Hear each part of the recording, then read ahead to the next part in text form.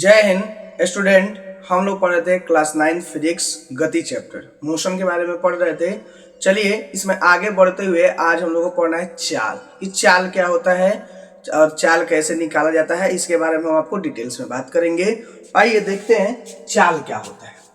देखिए इस पे किसी वस्तु द्वारा छोटे समय अंतराल में तय की गई दूरी तथा उस समय अंतराल के अनुपात को उस वस्तु की चाल कहते हैं। कोई भी वस्तु है छोटे समय अंतराल में जो भी दूरी तय करता है और उस समय अंतराल के अनुपात यानी कि जितना छोटा टाइम में जितना दूरी तय कर लिया उसी को उसका चाल कहते हैं। अब छोटे समय अंतराल का मतलब क्या, जैसे मान लीजिए कि 1 सेकेंड हमने लिया और एक सेकेंड में कोई वस्तु क्या है 1 मीटर चलती है, तो ये क्या होगा छोटा समय अंतराल हो गया। और ये इतना छोटा समय अंतराल में जितना भी ये दूरी तय करेगी इसी को बोलेंगे उस वस्तु की चाल।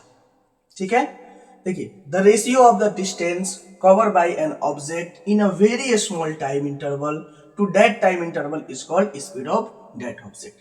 यानी एक छोटा टाइम इंटरवल की हम बात करेंगे, बड़ा टाइम इंटरवल लेकर के हम चाल नहीं निकालेंगे, छोटा टाइम इंटरवल में हम चाल निकालेंगे। इससे ज्यादा सुटेबल क्या है, सुटेबल मैनर में आपको चाल ज्ञात हो जाएगा, निकल जाएगा।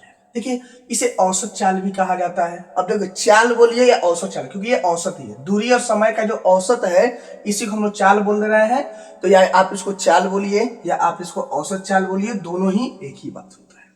ठीक है, देखिए it is also called average speed. अब चाल क्या होता है, तो चाल होता है तय की गई दूरी बता तय करने में लगा समय। यानी कि वस्तु जो है कितना दूरी तय कर रहा है और कितना समय में तय कर रहा है, दोनों के अनुपात को, दोनों की रेशियो को हम लोग चाल बोलते हैं, यानी कि स्पीड बोलते हैं। ठीक है, देखिए स्पीड जो है आपको बिहार बोर्ड और सीबीएसई बोर्ड दोनों को पॉइंट ऑफ व्यू से समझने का पॉइंट ऑफ व्यू से बहुत इंपॉर्टेंट है। अब देखिए, अब मान लीजिए स्पीड को अगर हम एस मानते हैं, तय की गई दूरी अगर डी है और टाइम को हमने टी लिया है, ठीक है, तो एस बराबर हो जाएगा डी अपॉन का टी। यानी तय की गई दूरी कितना है, डिस्टेंस कितना कवर कर रहा है और उस डिस्टेंस को कवर करने में समय कितना लगा रहा है, इसी को हम लोग बोलते हैं स्पीड, यानी इसी को बोलते हैं हम लोग चाल। ठीक है, ये बातें समझ में आ गई। अब देखिए चाल दो तरह की होती है, यहाँ जगह की कमी है, थोड़ा सा हम आपको हिंट्स बता देंगे, अगले वीडियो में उस चाल के बारे में बताएंगे। देखिए एक हुआ एक समान चाल, यूनिफॉर्म स्पीड। ठीक है, अब यूनिफॉर्म स्पीड का मतलब क्या है कि मान लीजिए आप बाइक चलाना शुरू किए, ठीक है, और बाइक चला रहे तो आपने स्पीड फिक्स कर दिया 40 किलोमीटर प्रति घंटा, यानी 40 की स्पीड एकदम कांटा 40 पे करके आप बाइक को चलाया जा रहा है। ठीक है, तो इसका मतलब वो स्पीड का आपका हो गया यूनिफॉर्म स्पीड हो गया, यानी वह स्पीड आपका कहीं पे भी चेंज नहीं होगा। अब देखिए आइडियली ये चीजें संभव नहीं है। ठीक है, आइडियली बहुत कम ही ऐसा देखा जाता है कि हाईवे वगैरह में जाइएगा तो स्पीड को आप कर सकते हैं यूनिफॉर्म, और इंडिया के रोड पे तो बिल्कुल पॉसिबल नहीं है। कहीं जाइएगा गड्ढा मिल जाएगा, आपको स्पीड कम करना पड़ेगा, फिर गड्ढा से बाहर फिर थोड़ा सा ऊपर किया तो कहीं पे आपको क्या ब्रेकर मिल जाएगा। तो इंडिया में ये चीजें क्या है, सोचना मतलब लगभग ना के बराबर ही संभव है। तो लेकिन फिर भी यूनिफॉर्म स्पीड एक आइडियल चीजों की बात करेंगे, फिर असमान स्पीड क्या होता है उसके बारे में बात करेंगे। इसीलिए चाल की जगह पे औसत चाल का कंसेप्ट आता है कि आप एक लगातार 40 किलोमीटर प्रति घंटा की रफ्तार से आप गाड़ी नहीं चला सकते। कहीं आपका स्पीड 40 है तो हो सकता है कहीं जाकर आपको 20 करना पड़े, कहीं पे गड्ढा आ जाए 20 कर दीजिएगा, कहीं पे ब्रेकर आ जाए, ठीक है, 15-20 तक पहुंच जाइएगा।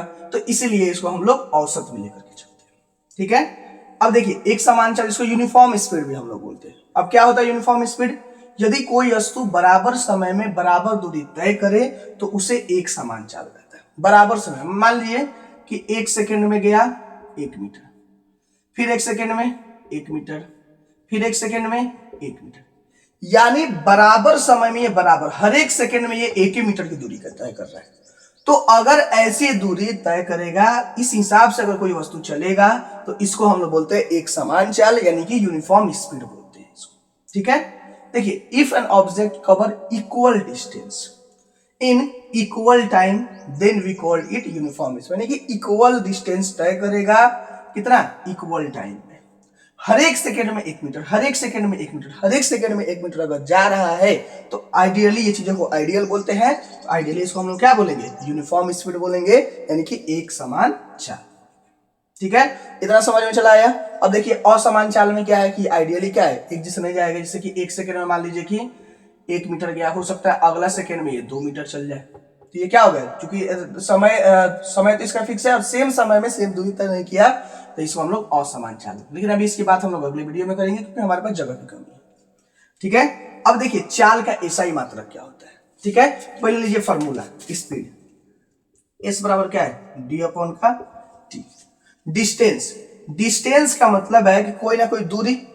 ठीक है, अब दूरी नापेंगे, मान लीजिए यहां से यहां के लिए नापेंगे तो या तो हम मीटर में नाप सकते हैं या किलोमीटर में नाप सकते हैं, यही दो हमारे पास है।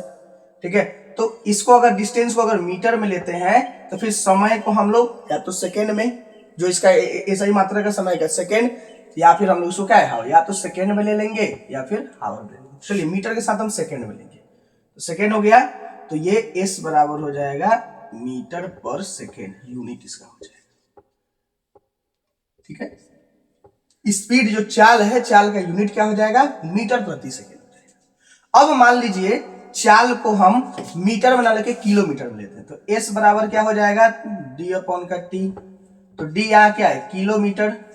अब उसको अगर आप किलोमीटर में लेते हैं तो समय को आपको घंटा में लेना पड़ेगा, हावर में, यानी ये हो जाएगा किलोमीटर प्रति हावर। ये आपका क्या हो जाएगा, ये भी इसका यूनिट होगा। तो जनरली जो इसका एसआई मात्रक है ये मीटर प्रति सेकंड है, लेकिन हम लोग जब मापते हैं तो किलोमीटर प्रति घंटा में मापते हैं। गाड़ी जो हम लोग चलाते हैं तो आप देखिए कांटा जो भागता है 40 50 60 उसको बोलते हैं किलोमीटर प्रति घंटा, कि 40 किलोमीटर प्रति घंटा की स्पीड से ज्यादा है, 50 किलोमीटर प्रति घंटा की स्पीड से ज्यादा है, तो वहां हम लोग किलोमीटर प्रति घंटा की बात करेंगे। ठीक है, फिलहाल इसको नोट कर लीजिए, जो बचा हुआ है अगले वीडियो में हम आपको फिर से बता देंगे। आई होप आपको मेरा वीडियो पसंद आया हो। वीडियो पसंद आया तो वीडियो को लाइक करें, चैनल को सब्सक्राइब करें। आप हमारे साथ फेसबुक इंस्टाग्राम के माध्यम से जुड़ के अपनी समस्याएं हमें भेज दीजिए। मैं कोशिश करूंगा जितना जल्दी हो सके आपकी समस्याओं का समाधान कर सकूं। तब तक के लिए जय हिंद।